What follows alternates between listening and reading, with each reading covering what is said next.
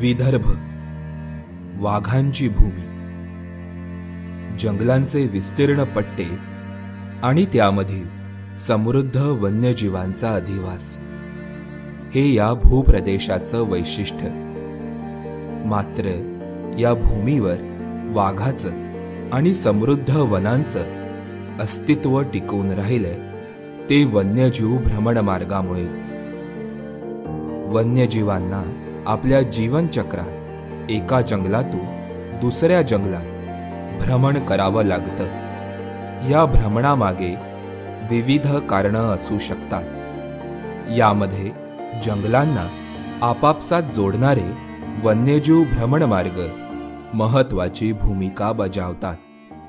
विदर्भात हे वन्यजीव भ्रमणमार्ग व्याघ्र भ्रमणमार्गाच्या अनुषंगाने केंद्रस्थानी ठेवण्यात आले.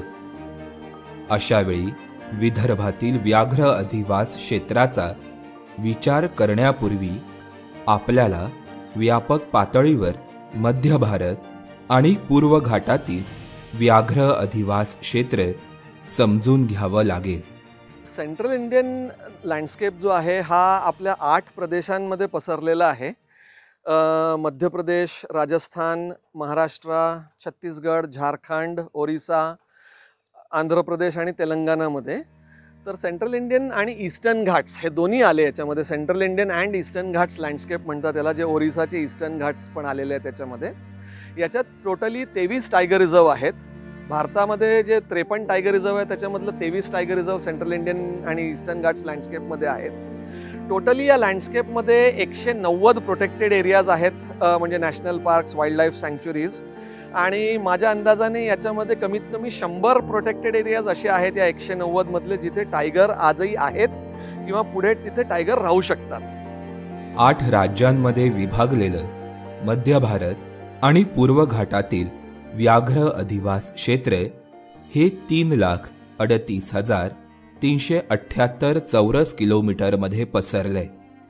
त्यापैकी 41,974 चौरस किलोमीटर क्षेत्रावर वाघांचा अधिवास असून भारतातील वाघांच्या एकूण संख्येपैकी 31% संख्या ही या भूप्रदेशात आढळते. या भूप्रदेशातून 26 वन्यजीव भ्रमणमार्गांची अधिकृतपणे नोंद करण्यात आली आहे. आता विदर्भाचा विचार केल्यास या भूप्रदेशात 5 व्याघ्र प्रकल्प असून काही अभयारण्य देखील आहेत. विदर्भातील गोंदिया जिल्ह्यातील वनक्षेत्र हे वन्यजीव भ्रमणमार्गाच्या दृष्टीने महत्त्वाचं आहे, कारण मध्य भारतातील विविध संरक्षित क्षेत्रांमधील वन्यजीव भ्रमणमार्ग अबाधित ठेवण्यामध्ये गोंदिया जिल्ह्यातील वनक्षेत्र महत्त्वाची भूमिका बजावतं. विदर्भ जो आहे, विदर्भाचे जंगल याच्यामध्ये 5 टायगर रिझर्व्ज आहेत. आणि या 5 टायगर रिझर्वला सोडून आपल्याकडे बाकीचे पण सँक्च्युरीज आहेत, जसं उमरेड करांडला आहे, घोडाझरी वाईल्ड लाईफ सँक्च्युरी आहे, कन्हाळगाव, पैनगंगा, टिपेश्वर, मग प्राणहिता, असे भरपूर वाईल्ड लाईफ सँक्च्युरीज आहेत. नागपूर, अमरावती, वर्धा, गोंदिया, भंडारा, गडचिरोली, चंद्रपूर या जिल्ह्यांमध्ये. आणि विदर्भामध्ये वाघाची संख्या चांगली वाढलेली आहे मागच्या 10 वर्षामध्ये. आणि विदर्भामध्ये भरपूर कॉरिडॉर्स आहेत जे हे सगळ्या प्रोटेक्टेड एरियाजला कनेक्ट करतात.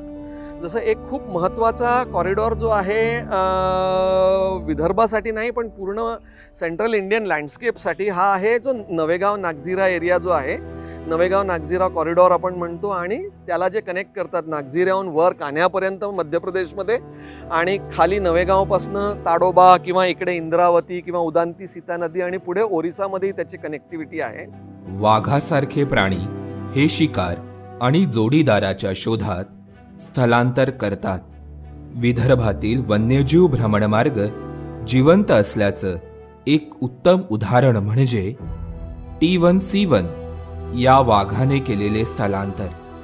2019 साली जून महिन्यात यवतमाळ जिल्ह्यातील टिपेश्वर वन्यजीव अभयारण्यातून बाहेर पडलेला रेडिओ कॉलर लावलेला T1C1 हा वाघ मायग्रेशन करून डिसेंबर 2019 रोजी बुलढाणा जिल्ह्यातील ज्ञानगंगा वन्यजीव अभयारण्यात पोहोचला. या काळात त्याने 2 राज्य आणि 8 जिल्ह्यांमधून साधारण 2500हून अधिक किलोमीटरचा प्रवास केला. दुसरी गोष्ट आहे की जे लिनियर इन्फ्रास्ट्रक्चर आहे, जसं roads, railway lines, power lines आहेत, कॅनल्स आहेत, तर याच्यामध्ये कसं आहे की मिटिगेशन जो आहे हा थोडा म्हणजे इझी आहे, आपण करू शकतो आणि आपण ऑलरेडी केलेलं आहे. जसं याच्यातही मी म्हणतो की विदर्भाचे जे जंगलमध्ये जे कॉरिडॉर्स आहेत याच्यामध्ये खूप सारे एक्झाम्पल्स आहेत मिटिगेशनचे.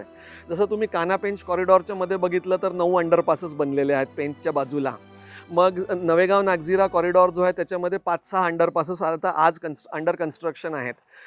चिमूर वरोरा रोडवर गेलो तर खडसंगीमध्ये एक टायगरसाठी अंडरपास बनलेला आहे. गोसीखुर्द प्रकल्प बघितलं तर तिकडे खूप सारे ब्रिजेस लहान लहान होते जे वाईल्डलाईफ वापरायचे, पण आता त्याच्यावरही ओव्हरपासेस बनण्यात आलेले आहेत. समृद्धी महामार्ग जे बघितलं तर बोर टायगर रिझर्वच्या जवळ तिथेही अंडरपासेस आणि ओव्हरपासेस बनले आहेत वाईल्डलाईफसाठी. राष्ट्रीय महामार्ग प्राधिकरणाकडून बांधण्यात आलेला NH44 हा महामार्ग महाराष्ट्रामधील पेंचच्या जंगलाला छेदून जातो.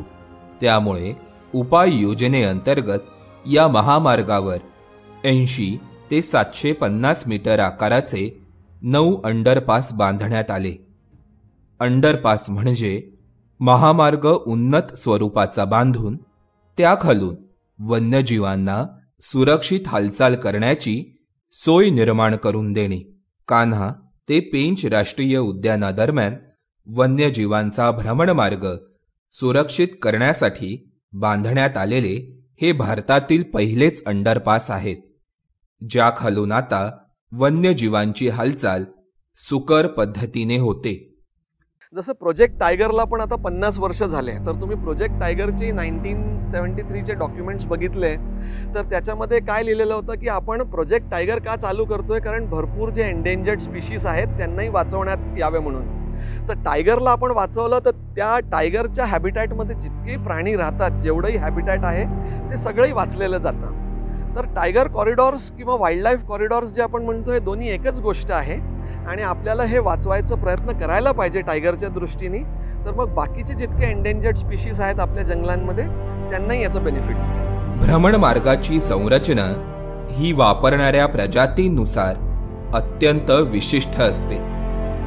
हंगामी स्वरूपाच्या मायग्रेशनसाठी वापरण्यात येणाऱ्या भ्रमणमार्गांची संरचना ही वेगळी असते, तर हत्ती आणि वाघांकडून अन्न पाण्याच्या शोधार्थ वापरल्या जाणाऱ्या भ्रमणमार्गांची रचना ही पूर्णपणे भिन्न असते. अशा परिस्थितीत भ्रमणमार्गांचे संरक्षण हा जागतिक पातळीवर चर्चेचा विषय बनलाय.